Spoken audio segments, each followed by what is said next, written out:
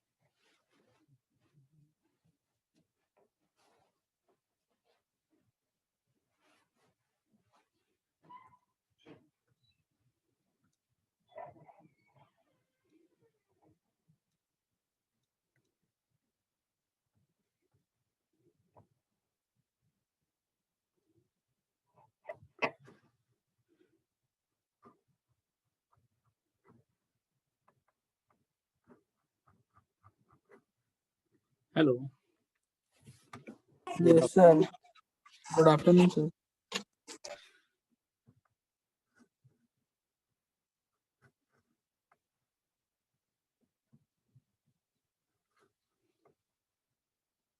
Seven student. कितने लोग को समझ में आ गया है डिफ्लेक्शन ऑफ बीम? समझ में आ रहा है? Yes, sir. आ रहा है। भूपेश तुम रेगुलर नहीं हो बेटा? Yes, sir. तुम रेगुलर नहीं हो क्लास में? अभी भी हो जाओ रेगुलर। मैं लास्ट का अभी परफॉर्मेंस देख सकता हूँ। मैं रेगुलर हो ही नहीं कभी भी।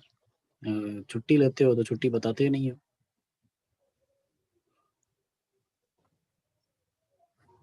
तो समझ में आ रहा है deflection of beam Bhupesh? Yes, sir. अच्छा, रचित? यस सर, आ रहा है। A to Z? हाँ सर, बस वो लास्ट क्लास एक क्लास छूट गई थी, बस वही वाला रिवाइज करना है, बाकी सारा कंप्लीट है। अच्छा, एक ही छुट्टी थी बस। तो जिसने भी अभी तक पढ़ा है डबल इंटीग्रेशन मेथड, तो डबल इंटीग्रेशन मेथड का शॉर्ट कमिंग्स क्या है, लिमिटेशंस क्या है, कुछ बता सकता है कोई? कहाँ पे ये फेल हो जाएगा, कैसे, किस तरह की लोडिंग होगी उस केस में डबल इंटीग्रेशन मेथड हम यूज नहीं कर पाएंगे?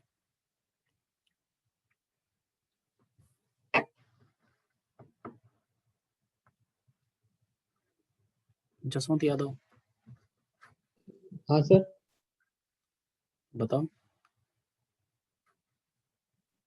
क्या पूछ रहे हैं? समझ में आ रहा है डिफ्लेक्शन? हाँ सर, आ रहा है? अभिषेक जोशी? Yes sir. आ रहा है समझ में? सर ये अभी ये वाली क्लास नहीं ली थी, वरना आ रहा सर। पहले वाली ले रखी सर, रेगुलर नोट्स बना रखे हैं। ये वाला नोट्स बनाऊंगा ना जो।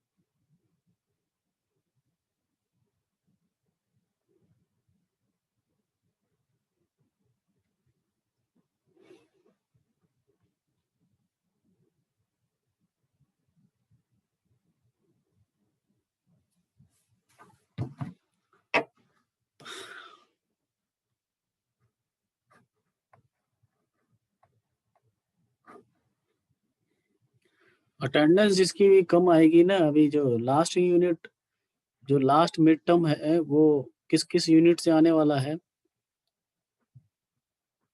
किस किस यूनिट से आने वाला है last mid term exam? Third fourth fifth.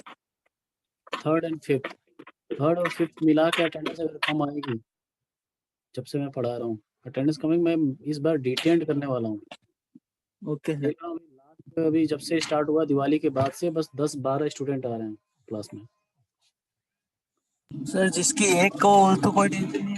अभी भी कई लोग मैं देख रहा हूँ टाइम पे ज्वाइन नहीं कर रहे।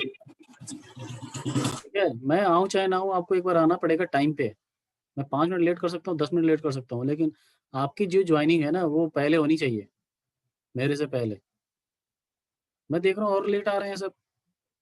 अगर क्लास कभी सुबह ना होके शाम को हो जाएगी तो उस दिन और कम हो जाएंगे, मतलब नॉन सीरियस हो जाएंगे तुरंत। जैसे लग रहा है मैंने टाइमिंग चेंज किया नॉन सीरियस होके,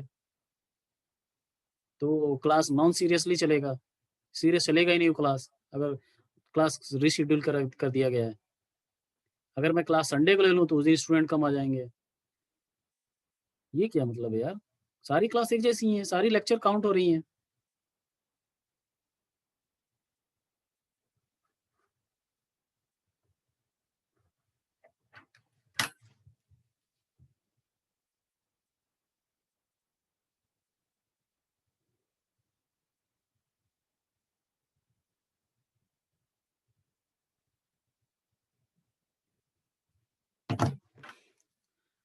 लेट ज्वाइन कर रहे हो तुम लोग क्लास। मैंने जब ज्वाइन किया उसमें 2 स्टूडेंट थे सिर्फ।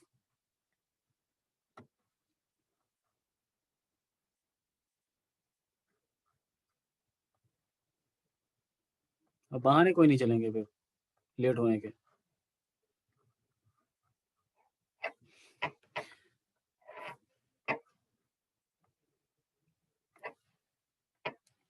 चलिए देखिए, आपको डबल इंटीग्रेशन मेथड जो है उसकी शॉर्ट कमिंग, सबसे बड़ी शॉर्ट कमिंग ये है कि दैट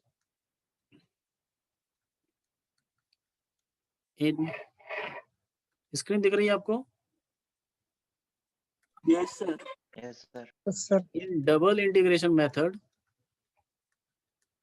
अभी इससे पहले जैसे मैंने यहाँ बनाया एक, ये देखिए जैसे ये डायग्राम बनाया मैंने, ये डबल इंटीग्रेशन मेथड से नहीं कर सकते हैं। क्यों? क्योंकि मुझे 3-3 सेक्शन बनाना पड़ेगा। पोर्शन कितने आ जाएंगे? 1 पोर्शन, 2 पोर्शन, तीसरा पोर्शन आ जाएगा, 3 पोर्शन आ जाएंगे। ठीक है, तो 3 पोर्शन के लिए 3 बार डिफरेंशियल इक्वेशन निकालोगे। 3 पोर्शन नहीं है इसमें, 5 पोर्शन है। एक पोर्शन, दूसरा पोर्शन ये खाली वाला, फिर ये तीसरा है, फिर ये चौथा है, फिर ये 5वां है, तो 5 पोर्शन आएंगे। तो इस तरह की लोड को, इस तरह की लोडिंग कंडीशन को हम लोग डबल इंटीग्रेशन मेथड से एक बार में नहीं कर पाएंगे। ठीक है, तो इन double integration method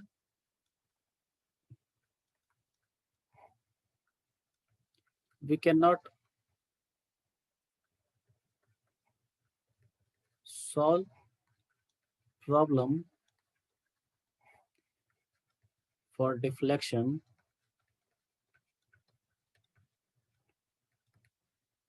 if loading is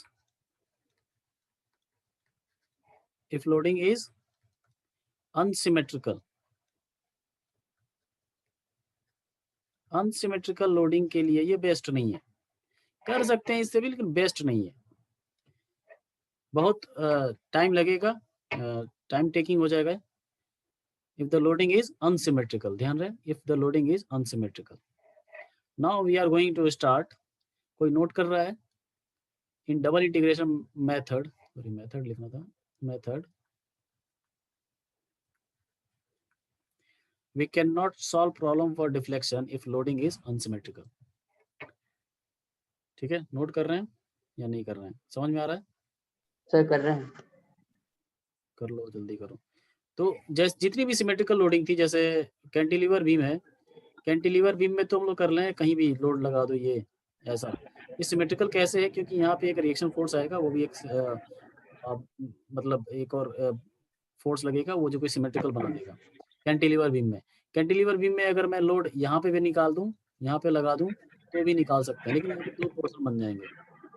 ठीक है, बट आपको अगर फार्मूला पता है कि इसके लिए क्या होता है, WL/3EI, ठीक है। तो इसका अगर निकालना है तो ये जो लेंथ आएगा वो एल की जगह पर रख के निकाल सकते हैं। तो इसको बोलेंगे तो ये तो डायरेक्ट मेथड है। कौन सा मेथड है ये? बस फार्मूला यूज करके। लेकिन डबल इंटीग्रेशन मेथड यूज करना है तो ऐसा होना चाहिए कि वहां पे सिर्फ एक पोर्शन बने। डबल इंटीग्रेशन मेथड में सिर्फ एक पोर्शन बनना चाहिए। ठीक है। सर तो जैसे एग्जाम में जो आपने सेकंड केस बताया वो वाला अगर क्वेश्चन आता है तो सर हम डायरेक्टली ऐसे लिख सकते क्या कि फॉर्मूला ये लिखा फिर एल की जगह L/2 करके, या फिर वो नहीं, डिराइव नहीं, करके नहीं, पूरा नहीं, प्रोसीजर फॉलो नहीं, करना नहीं, नहीं। पड़ेगा? क्वेश्चन में लिखा होगा कि किस मेथड से सॉल्व करना है। आरटीयू के एग्जाम में आपको मेंशन होगा कि कौन से तरीके से करना है, कौन से मेथड से करना है। अगर ये जो मैं फार्मूला बता रहा हूँ ये एमसीक्यू टाइप के क्वेश्चन को सॉल्व करने के लिए एल की जगह पे L/2 रख दोगे। वो डिपेंड करता है, जैसे मान लो कि 2 नंबर में क्वेश्चन आ गया तो अगर मेथड भी नहीं लिखा है तो ऐसे करेंगे फार्मूला यूज करके। ठीक है। मेथड का नाम नहीं लिखा है तो डायरेक्ट ऐसे कर सकते हैं, बहुत जल्दी हो जाएगा। वो फार्मूला आपको याद होगा, फिर उसको अप्लाई करके दो। वो डिपेंड करता है कि कितने नंबर वाला क्वेश्चन है, मेथड लिखा है कि नहीं लिखा है। ठीक है। उसके हिसाब से आपको यूज Yes, sir. करना है। तो number of portion must be 1 in case of double integration method. But now if the portion is more than 1, then which method is going to use? Second method. Second method is नाम याद है कि नहीं?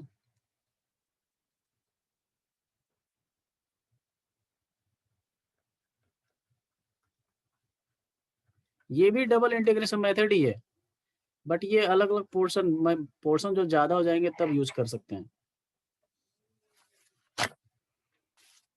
ठीक है। तो इसमें कुछ पॉइंट्स हैं, इसको नोट करते जाएंगे आप साथ में। This method is used for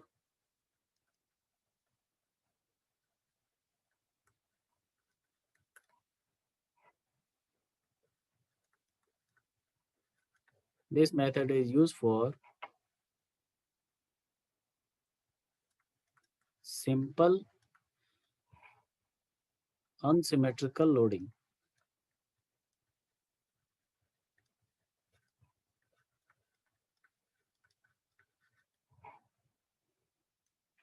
Second point is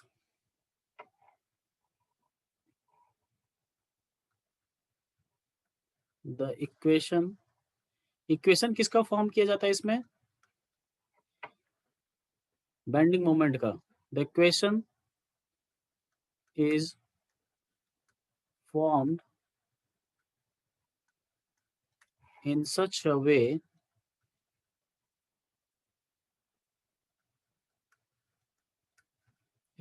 way that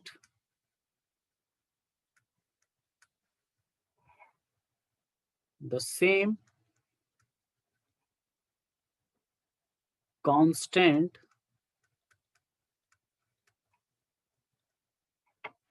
of integration, उसको फाइनली हमको इंटीग्रेट भी करना होता है, integration are applicable to all portion। ठीक है। ऑल पोर्शन के लिए वही कांस्टेंट यूज हो सके। जैसे हमने डबल इंटीग्रेशन मेथड में देखा था कि हम बना सकते हैं डबल इंटीग्रेशन मेथड, बट अलग अलग कांस्टेंट आएंगी। हर पोर्शन के लिए बेंडिंग मोमेंट इक्वेशन होगा और हर पोर्शन के लिए इंटीग्रेट करोगे तो अलग अलग इंटीग्रेशन के कांस्टेंट होंगे। लेकिन यहाँ पे हमको ऐसा इस तरह से इक्वेशन को फॉर्म करना है सो दैट जो कांस्टेंट जनरेट हो वो हर पोर्शन के लिए भी यूज हो सके। ठीक है। तो ये भी डबल इंटीग्रेशन मेथड ही है, बट तरीका अलग होगा बेंडिंग मोमेंट इक्वेशन निकालने का, कि बस एक बार बेंडिंग मोमेंट इक्वेशन निकालें और उसको यूज कर लें for all the portions. Portion समझ में आता है? पोर्शन समझ में आता है कि नहीं? अगर ये सिंपली सपोर्टेड बीम है, इस पे लोड लग रहा है इतना, एक ये और एक यूडीएल लग रहा है। कितने पोर्शन है, कौन बताएगा? कितने पोर्शन है?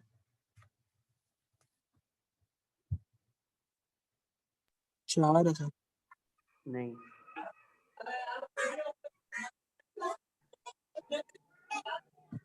एक दो तीन चार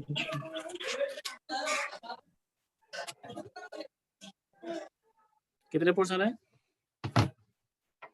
4। एक पोर्शन ये है, तीसरा ये है, ये पूरा चौथा ये है। पूरा है। तो 4 इक्वेशन बनाना पड़ेगा आपको, लेकिन using the Macaulay method we can make only one equation, and that equation only equation can be applicable for all the portion. ठीक है, तो चलिए अभी स्टार्ट करते हैं हम लोग। एक सिंपली सपोर्टेड बीम लेंगे। सिंपली सपोर्टेड बीम का हमने सारे रिएक्शन निकाल चुका हूं मैं। सिंपली सपोर्टेड बीम का सारे रिएक्शन निकाल चुका हूं मैं। ये बीम है, रिएक्शन निकाल दिया हमने, सिंपली सपोर्टेड बीम है। सिंपली सपोर्टेड बीम का एग्जांपल ले रहा हूं मैं। तो रिएक्शंस आएंगी, रिएक्शन देखिए, एक रिएक्शन आएगा यहाँ पे RA, ठीक, यहाँ पे आएगा RB। अच्छा, लोडिंग अप्लाई था इस पे, एक है W1 और एक था W2, ठीक है। ये बताओ कितने पोर्शन है इसमें? 3 है सर। 3 पोर्शन, 3 है। ठीक। ये पॉइंट है A, ये पॉइंट है इसको ले लेते हैं B, और ये है C, और ये है D, ठीक है। 3 पोर्शन है, AD, DC और CB, 3 पोर्शन है। कुछ डिस्टेंस गिवन है, this distance is A, this distance is B,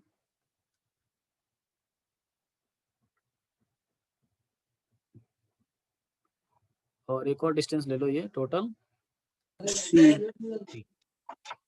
ठीक है, टोटल है C।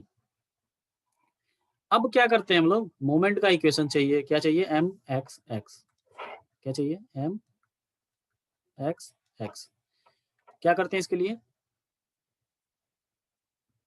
सेक्शन लेते हैं, कितने डिस्टेंस पे? x डिस्टेंस पे, x डिस्टेंस पे। अब हमारे पास तीन पोर्शन है, तीन पोर्शन के लिए 3 सेक्शन लेना पड़ता है। लेकिन यहाँ पे बस ध्यान देना है, यहाँ पे हमको एक ही पोर्शन लेना है, और ऐसा सेक्शन लेना है जिसमें सारी लोड आ सके। सारे लोड, कौन से लोड? सारे लोड, कौन से लोड? एक्सटर्नल जो अप्लाइड किए गए हैं, W1 और W2, ये सारे लोड। CB पोर्शन ले लें। ये ले लिया, कितने डिस्टेंस पे? x डिस्टेंस पे, X डिस्टेंस। ठीक है। ये x सेक्शन ऐसे जगह पे लिया जहाँ पे सारे लोड आ गए हैं। अब इसके अकॉर्डिंग हम बनाएंगे इक्वेशन ऑफ मोमेंट, mx(x). क्या होगा बताइए? लेफ्ट साइड में देखें, क्योंकि सारे लोड उसमें आ रही हैं, तो लेफ्ट साइड में देखते हैं। राइट साइड में देखेंगे तो ज़्यादा वैल्यू नहीं मिल पाएगा। ऐसा हम लोग लेंगे जिधर सारी लोड आ सके उस इक्वेशन में, ठीक है। लेफ्ट साइड वाला लें। RA कितनी दूरी पे है सेक्शन से? RA कितनी दूरी पे है? RA कितनी दूरी पे है? x डिस्टेंस पे है, और क्लॉकवाइज है एंटी क्लॉकवाइज है? क्लॉकवाइज है या एंटी क्लॉकवाइज है? क्लॉकवाइज। तो RA इंटू x, ठीक है। W1 कौन सा बना रहा है, क्लॉकवाइज या anti clockwise? Anti clockwise. Anti clockwise. कितनी दूरी पे है सेक्शन से? x minus a। x minus a, minus W1 into x minus a। उसके बाद W2 कौन सा है? Anti clockwise, negative. W2 कितनी दूरी पे है? x माइनस b, ठीक है। ये हमारा मोमेंट का इक्वेशन, ये हमारे मोमेंट का इक्वेशन। और हमें डिफरेंशियल इक्वेशन क्या पता है? डिफरेंशियल इक्वेशन,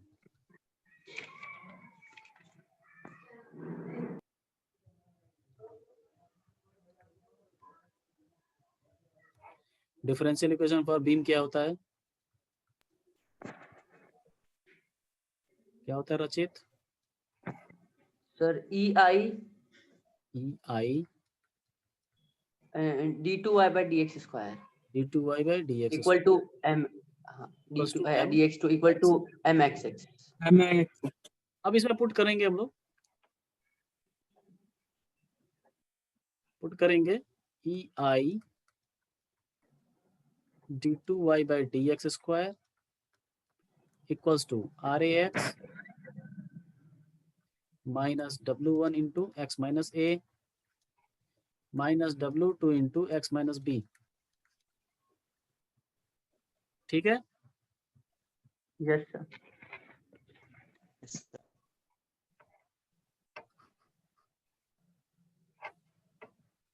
अब इसको एक बार इंटीग्रेट करेंगे, एक बार first integration EI into dy by dx होगा equals to RA x square by 2 minus W1 x square by x 2. Minus A का होल स्क्वायर बाई 2 लिख सकते हैं ना ऐसे भी, हाँ सर yes sir. माइनस इसको खोलना नहीं है, ऐसा नहीं कि खोल के कर रहे हैं, W2 into x minus B का whole square by 2 plus C1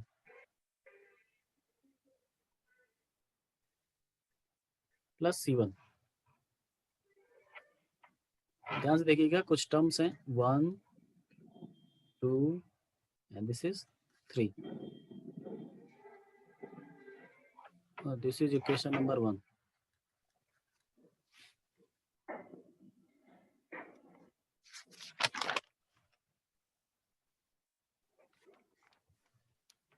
ठीक है, चलें आगे। Yes sir. नेक्स्ट एक बार और डिफरेंशिएट कीजिए, second integration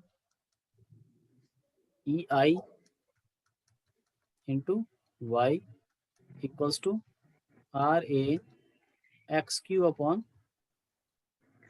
6 minus W1 x minus A whole cube upon 6 minus W2 x minus B whole cube upon 6 plus C1x plus C2.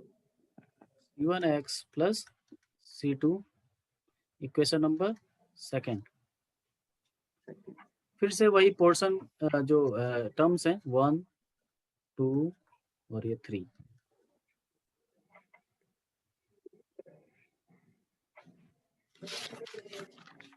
ठीक है, तो अब हमारे पास स्लोप का भी फार्मूला है और डिफ्लेक्शन का भी फार्मूला है। This is for slope and this is for deflection.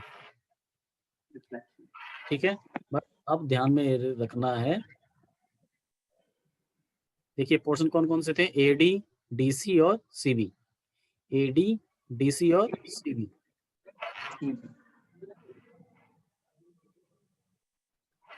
ये क्लियर दिख रहा है आपको इतनी साइज पे? Yes sir. अब देखिए ध्यान से, फॉर अब C1 और C2 की वैल्यू निकालनी है ना हमको, for applying boundary conditions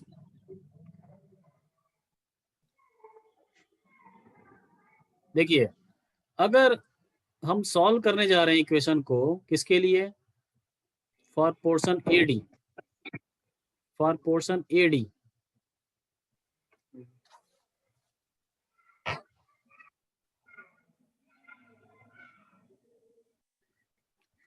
for portion AD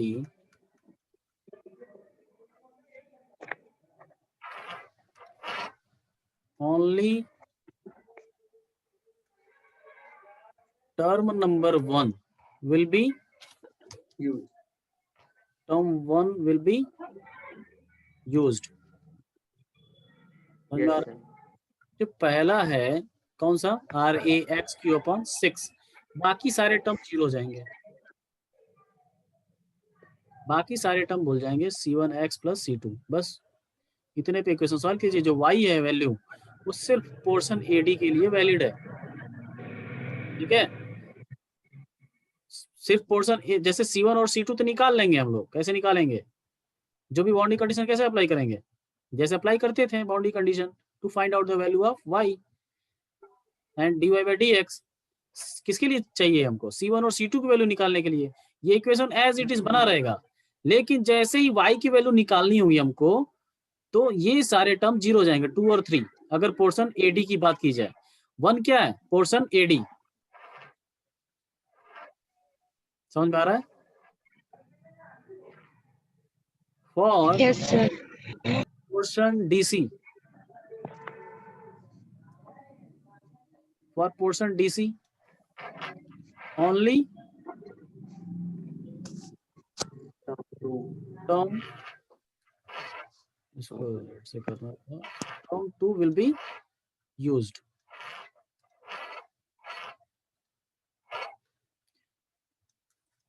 only term 2 will be used।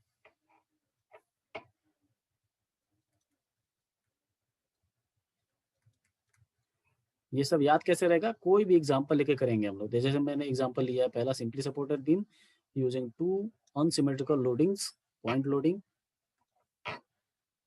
For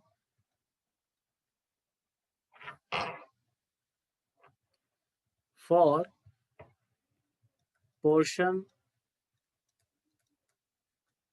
CB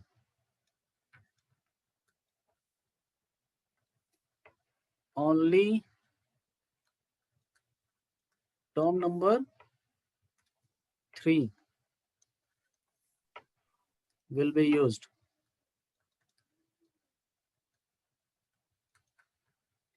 आ रहा समझ में, नहीं समझ में आ रहा कोई बात नहीं, एक न्यूमेरिकल करेंगे समझ में आ जाएगा। नोट कर लिया। Yes sir. Yes sir. ठीक है, अभी समझ में आ जाएगा पूरा। अभी एक क्वेश्चन करेंगे सब समझ में आ जाएगा, न्यूमेरिकल वैल्यू करेंगे, न्यूमेरिकल प्रॉब्लम करेंगे।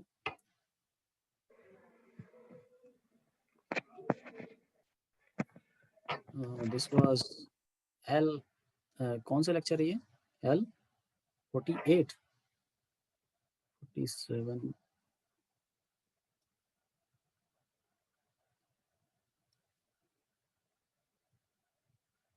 47 हो चुका है।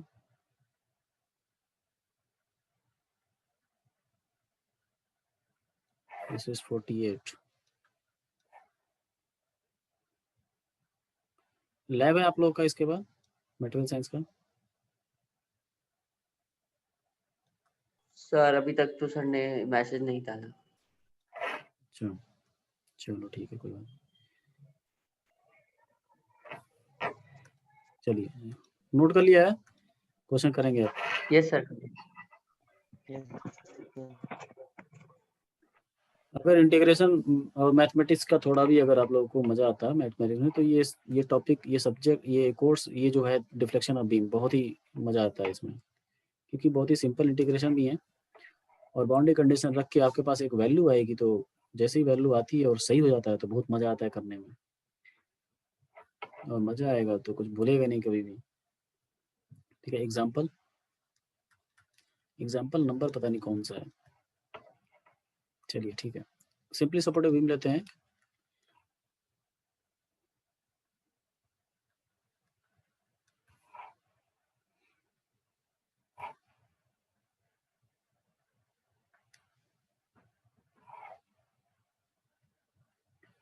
लोड है 64 किलो न्यूटन और एक और लोड है 48 kilo Newton. Distance is given, जल्दी से फटाफट इसका रिएक्शंस निकाल लीजिएगा। 3 मीटर, मैं बार बार नहीं निकालूंगा, आप लोग वैल्यू बताओगे। 3 metre, 3 metre and this is 4 metre. आपको फॉर्मूला यूज नहीं करना है ऊपर वाले इक्वेशन से, आपको यूज करना है मेथड। E की वैल्यू गिवन है 210 giga pascal and I equals to 180 into 10⁻⁶ mm raised to the power 4। आपको फाइंड करना है deflection, maximum deflection.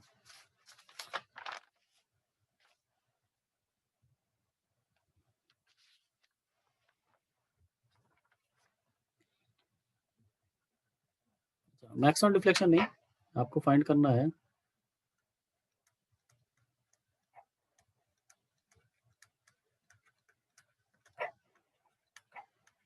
x equals to 4, x equals to 8 metre. And this method is used, मैंने बताया था कि this method is used to find deflection at any point on the beam. This is very important point. This method can be used for to find the deflection at any point. तीसरा point लिखना मैं भूल गया। इसका feature ये फायदा है कि we can find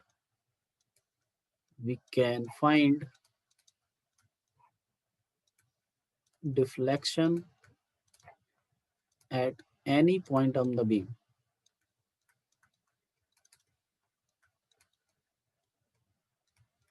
जब हम सारे पोर्शन की बात कर रहे हैं तो हर एक पॉइंट भी निकाल सकते हैं, एक पोर्शन से एक ही पोर्शन के हर पॉइंट पे निकाल सकते हैं, लेकिन हमारे हाथ में सारे पोर्शन हमारे इक्वेशंस में है तो हम हर एक पॉइंट पे निकाल सकते हैं डिफ्लेक्शन ऑफ बीम।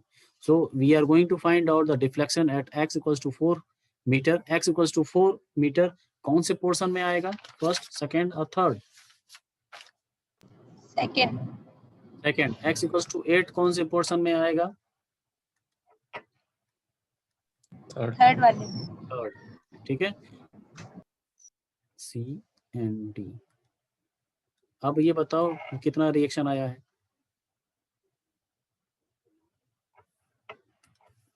तो मैं बनाने जा रहा हूँ, we are going to solve.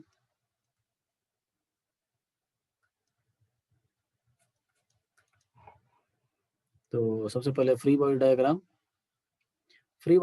मैं बना रहा हूँ आर ए और आर बी निकालने के बाद FBD।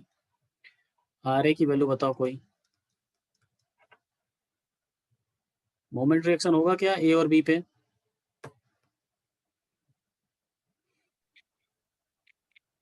नहीं होगा, मोमेंट का रिएक्शन नहीं होगा क्योंकि सिंपली सपोर्टेड बीम है, तो हिंज सपोर्ट है एंड पे, तो मोमेंट का रिएक्शन 0। बट रिएक्शन होगा वर्टिकल रिएक्शन RAY। कितना होगा RAY? RA बताओ, RA। Hello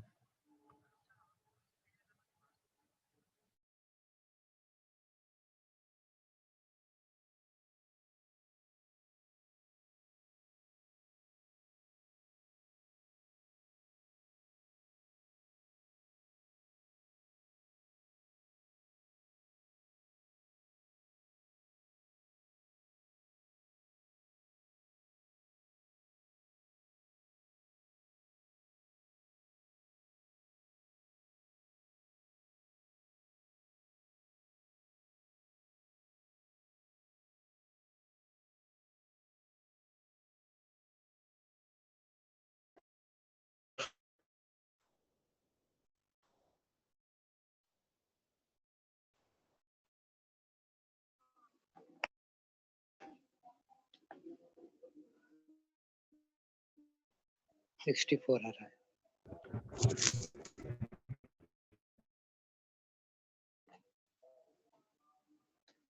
Yes sir, 64.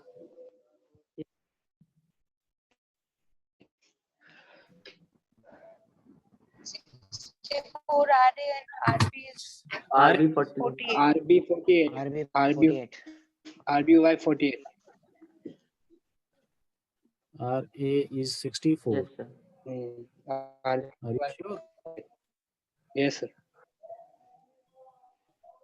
RB is 48. पक्का? Yes Yes, sir. sir. गलत आ रहा है सर। कैसे निकाल रहे हैं आप लोग, मुझे समझ में नहीं आ रहा है भाई।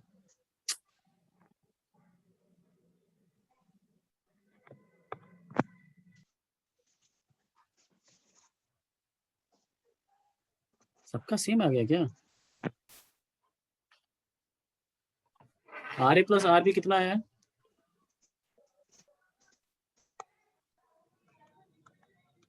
112। 112। Yes sir 112।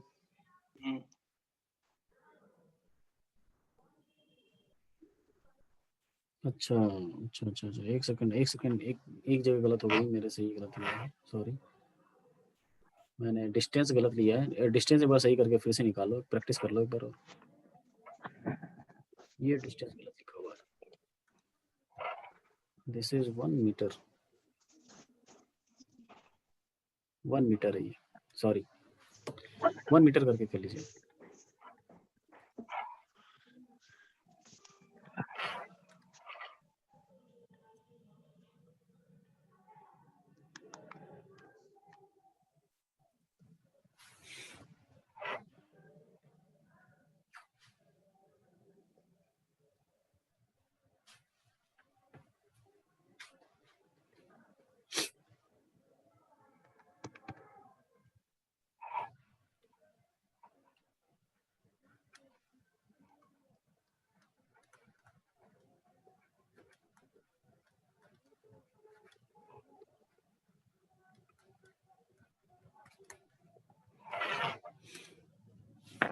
सर RA तो आ रहा है 76.8। अभी भी गलत आ रहा है क्या? Sir, RBY तो 32 आएगा. 32 तो 80 आएगा ना RA? Yes, sir. RA बस 80 80 आएगा. आएगा। RA equals to 80 and RB is 32. This is correct कर लीजिए आप लोग, ठीक है। तो अब बनाएंगे free body diagram to find out the MXX। यहाँ पे आ रहा है RA कितना है 80, 80 RB कितना है 32 एंड देन W1 की वैल्यू कितनी है यहाँ पे 64 हाँ और एक सर. W2 लग रहा है वो 48। 48. डिस्टेंस आपको पता है, ये है 1, ये है 3 और ये 4। मीटर में है सारे, ठीक है, और लोड है किलोमीटर में, ठीक है। अब निकालिए MXX निकालने के लिए हम लेंगे X डिस्टेंस, जहाँ पे लोड सारे आ जाए एक साथ, ये आ जाएगा X, ठीक है। डिस्कनेक्ट होगा तो फिर से ज्वाइन करना है,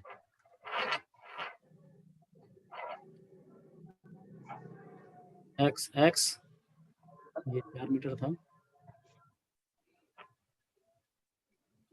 MXX निकालिए, MXX 80 क्या कर रहा है क्लॉकवाइज, तो पॉजिटिव 80 इंटू X. X।